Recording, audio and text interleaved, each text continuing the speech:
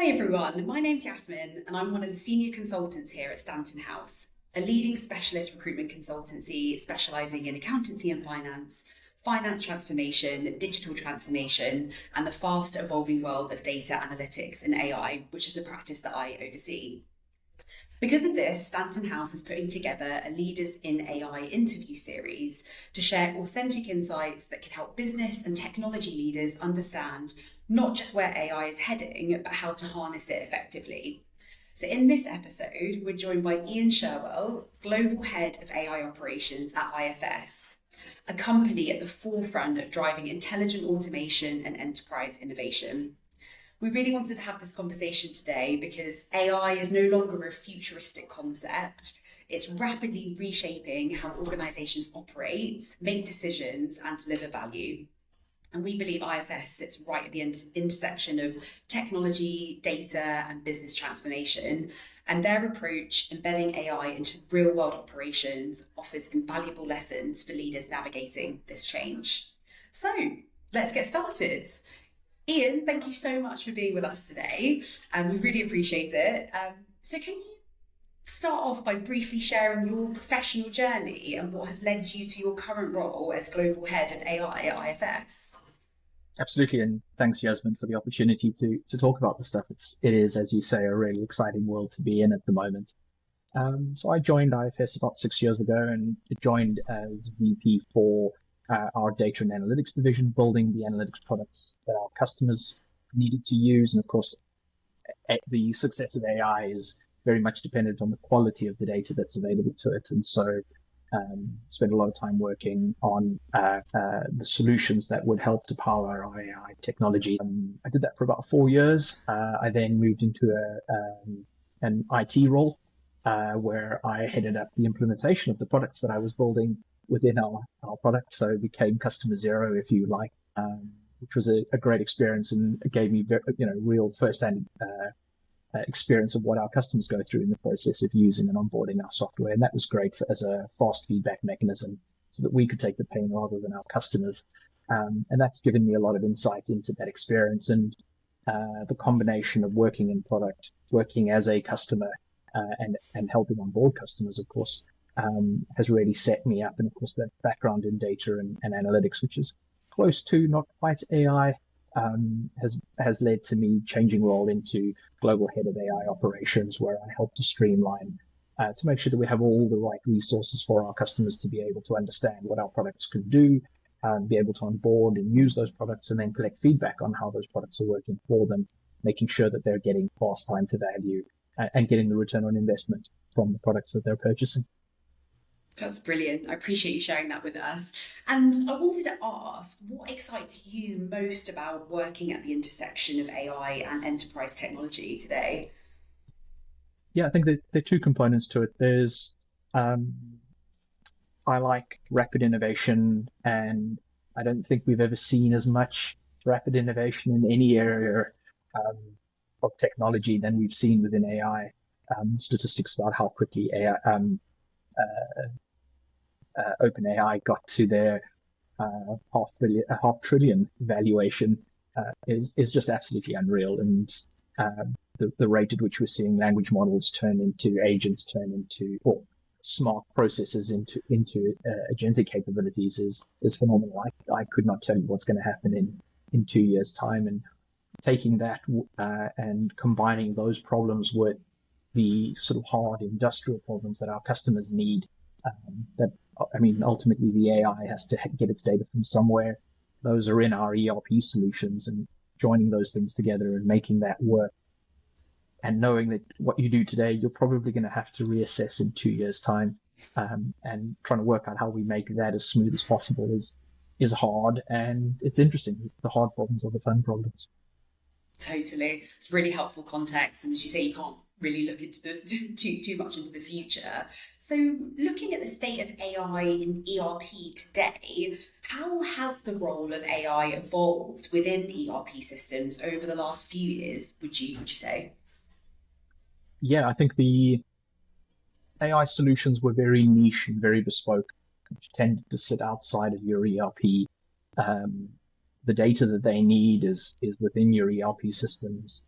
And so projects 3 or 4 years ago would need to build integrations. And it was a very traditional way of bolting on a third-party solution. That works, and we have a long legacy of procuring companies and then turning those into part of our software. And I think one of the critical things that all of the ERP vendors are trying to do now is start to think about how they can bring that AI experience into the actual application and start to get it to help users without them having to change context, make sure that there is as little work required to do the integration and setup and get it functioning.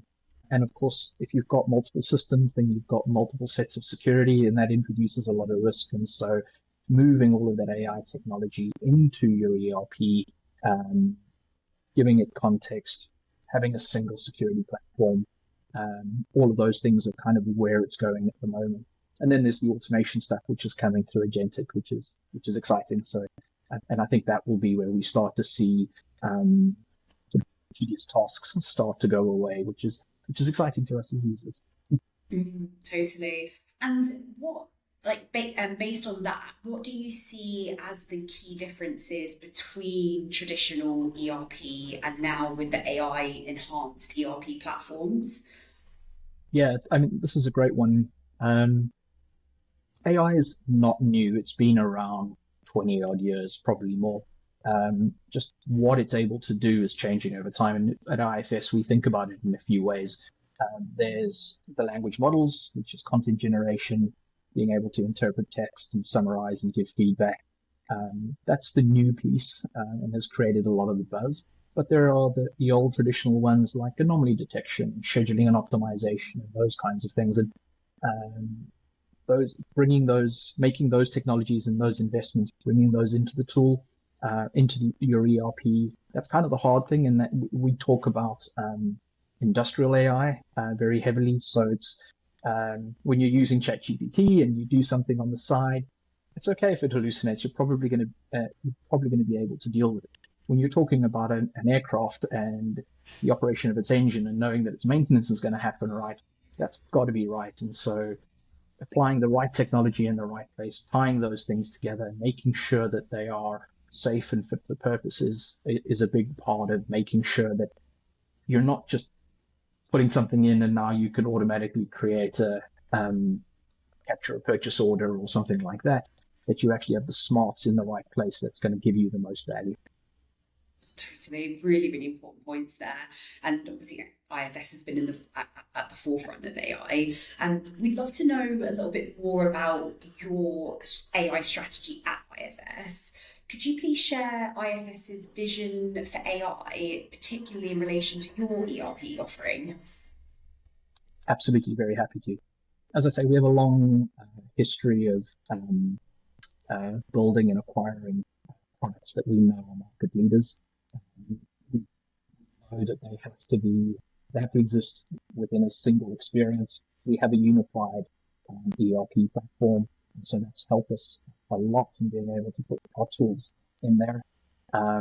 So we want to make sure that the tools that we build and the use cases that we support are in the context of the user, so you don't have to write long prompts that say, I'm a person in marketing, I'm trying to do the following. It knows that stuff already. And so we've done a lot of work on that. We're bringing in the more technical ones, so anomaly detection, fault detection. But that's a very important part. And so that embedded capability, we focus a lot of time on. The second thing is that we know that agentic capabilities are where this is going to go into the future. You want a much simpler experience. You want automation to occur. We want to remove tedious tasks so that doing the job becomes more about the fun stuff associated with it rather than the data capture pieces. Can it just read your emails and deal with the purchase order that has been cancelled? Those kinds of things. And so the second key component was that agentic capability, which we've purchased a company called The Loops, which we're busy rapidly integrating into our software platform that will give us that true agentic capability. And then the last is that we know that having AI is great, and there are lots of things like ChatGPT and Copilot. But when you try and use those, they're you're doing it from a standing start. You've got to go and figure out what your processes are, figure out how the technology works, figure out where you're getting the data, and start to try and build those up. And you can also go and buy some out-the-box technologies, but very often they're quite generic and they don't actually work for your specific industry or understand the nuance of your organization. And so we have a rapid innovation function that we've established within IFS to help take our deep industry domain knowledge around construction, manufacturing, aerospace and defense, these hardcore industries that are not fault tolerant, using our expertise and understanding of the domain space there, combining that with the latest and greatest technology from Anthropic, OpenAI, and a very skilled set of user experience engineers, domain experts, and data scientists, all of the people you need, forming that into a team that will work with the customer to build a product that we know will work for them, and give them long-term value. And that knowledge and experience and the way that we build that, we then make available to others as part of our product suite. So they know that they're not just getting a piece of software from a third party that, one of the little startups, I think there was a quote, 70,000 new AI startups in the last few years. It's crazy. Half of those will disappear or get bought up. And so there's a lot of risk. And we take that away by being able to give them a comparable service that has enterprise grade support and longevity going forward into the future. That's a fantastic approach. And how do you then balance that innovation piece with the practical application in enterprise, in an enterprise setting? It's a really hard one. And the IT did a survey to have a look at all of the AI projects that were going on. I think it was about 200 odd companies, and only 5% of them, of the projects, actually delivered the intended value. And I think that it shows a very heavy bias towards sort of experimentation rather than focusing on implementation. And I think the key to making sure that the work that you're doing derives value is making sure that you're working with a partner that understands your business, understands your industry, and understands the technology deeply. Many of those failed projects miss particularly the domain expertise. The other component is rapidly prototyping. Very many of these projects start and they're in behind closed doors in this experimentation phase. They have a theoretical idea of what it's going to do. They deliver the solution, find out it's wrong, and they've already spent 6 months on very expensive AI resources and technologies, and that just lowers appetite and increases frustration. So build something quick. It doesn't have to have the full scope and all the features, but prove that it works and start to get people to understand the context under which it's being used. And then from there, start to layer in the additional complexity, scope, and solutioning. But the key one there, you need to work with someone who really understands your organization. That makes total sense. And following on from that approach as well, what are the specific business outcomes AI is helping your clients achieve today, if you're able to share that with us? Sure. There are two really exciting ones. One of the ones that we've been helping our customers set up, and we actually use ourselves internally, is a payment delay predictor. And so as we set up invoices and make changes to those and monitor payment behavior, particularly if you've got multi-term invoicing, our AI automatically looks at that and reassesses that and helps us in a really rapid way to assess our cash flow position, which finance absolutely love. We have a fun little internal issue, and we were going to run out of the ability to be able to do that, and that caused absolute panic. And that's bad news that we had the issue, but great news that there was so much value that we were absolutely not allowed to let that turn off. So I'm personally quite proud of that one. And then the second is the acquisition that we made is a company called The Loops, and they've got a customer experience engine which helps tickets that come in from customers. It will review those, do some assessment of how urgent it is, can prioritize them into the various queues. When it comes to an agent who's going to start dealing with this, it will assess what the problem is. It will go and look at a knowledge database, help the agent to say, these are probably the 3 most likely answers. It'll help the agent to complete the response, So it can help them to make sure it's the right tone and language. That will then go off to the customer. And if that's resolved, it helps to update the knowledge base to make sure that if there were adjustments or things that changed within the provisioning of the solution, that knowledge is retained. All best practice that we know that humans should do, but tend to skip out, particularly when there starts to be queuing problems. And that one in particular has been really exciting because it's absolutely helped us in terms of faster resolutions times. We can already see an increase in the level of customer satisfaction because of the consistency, tone, appropriate language. But the thing that's also really exciting is the impact that it's had on the team. We've been able to onboard people much more quickly. And so the competency rate is happening, and as IFS is growing, that's really helped us to make sure that we can keep pace with that growth. And second is we ran a pilot, some with and some without, and at one point we were wondering about whether we should scale it out. And the guys who were using it absolutely loved it and regarded it as absolutely essential to be able to do their job. And so because it removes a lot of the search and tedious work in being a support agent, they've really, really seen value from it. And that just shows where AI is adding value across everything and isn't a threat as much as it is a way to be able to add value. Such great tangible examples of how it really is a driving impact for your clients. So thank you for sharing that. One other term I did want to bring up with you, wanting to get your advice on. There is a term around now called AI washing. I think it's important to ask, within ERP solutions, is all AI actually AI? Can you share your views on that and the term of AI washing? Yeah, so I think there is a tendency of organizations to overstate their capability, use the word incorrectly, or just broaden the context and everything can be called AI. And so I think it's important that we think about what it is that it's trying to do and the way that it's trying to do it. If it's just a chat agent, there's some AI in it, but that's fairly low value. If it's robotic process automation, maybe it's got some smarts and can do a bit more. Or maybe it's anomaly detection, which is a much more technical, deeper thing that actually yields, repeatable scientific results. Understanding that capability and being clear on it rather than just reading what it says on the label is quite important. Super interesting. That ties into another quick question I wanted to ask around what are your views on what are agents versus RPAs? Something that our clients are wanting to know as well. Absolutely. So agents or smart automation is kind of get mixed up with each other.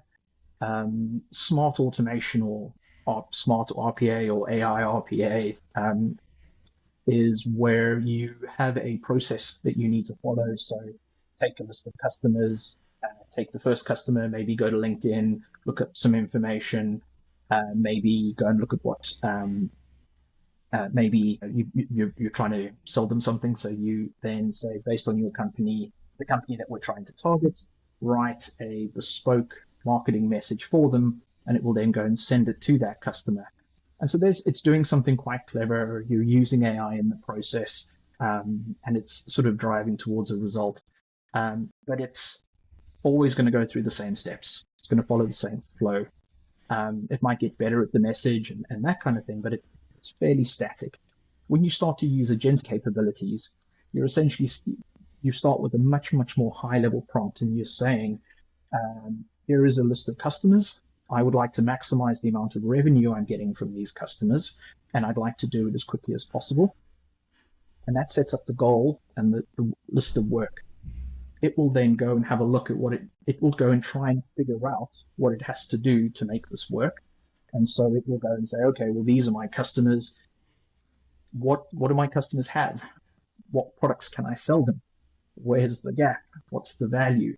And so we can do a lot more refinement. And the key thing that differentiates agentic is that it's one, goal seeking, and two, that it's learning, that it's taking its success or failure, using that as part of a feedback cycle to help drive improvement within the program. And so if you implement purchase order, we call them digital workers, when you go live, it'll probably be about 10%. It processes about 10% of them. And as it learns and understands the process anomalies and the variation that happens, it can get better and better. And its ability to 100% deal with that kind of work gets better and better over time. And that's very different from just standard RPA, which doesn't have that learning capability.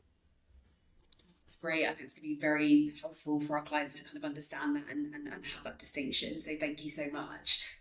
We're going to be wrapping up shortly. Just a couple more questions for you, Iaian. If you could summarize IFS's AI ambition in one sentence, what would that be? Yeah, it's always a difficult one, and everyone has their slightly different opinions, and this is mine. And the key one is that we're leveraging our deep industry experience and knowledge. We know that the problems we're solving are industrial grade, and we're combining an understanding of the problem, our understanding of the market and technology to provide AI solutions that support customers with being able to deliver the mission critical services and infrastructure that they operate on a daily basis. Great summary there. That's brilliant. And where can our clients and viewers go to learn more about your work and opportunities at IFS? Absolutely. So ifs.ai is our website. There's a load of contact there. There's some great links and resources, white papers and things like that. Right down at the bottom of the page, there's a career section. There are a lot of opportunities. We're a growing company, as I say. So some really exciting things happening there. And stalk me on LinkedIn, Iaian Sherwell, with strange spelling of Ian. And yeah, happy to point you in the right direction or help you with access to any particular resources.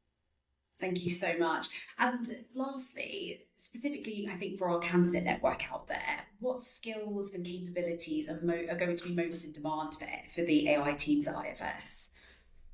There are a lot of technical things out there, and so I'm not going to focus so much on the skills component. I think you can teach skills, and focusing on sort of the more sort of aptitude type things. Priority management is going to be key. Everyone wants an AI thing, so being able to identify the most critical thing to work on and arrange people around solving that problem is really, really important. Continuous learning, you have to be able to absorb the new technology. What you know today will not be what you need to know in 2 years' time.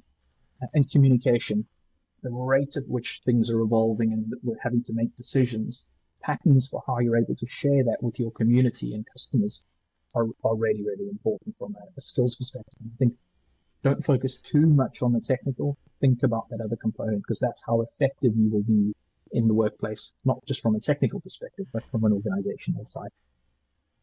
Fantastic. Thank you so much. Well, that wraps up today's episode. I just want to say a huge thank you to Iaian for taking the time to share such thoughtful insights into IFS's AI strategy and the wider future of AI. It's been really fascinating to look at how AI is transforming the way organizations think, operate, and grow.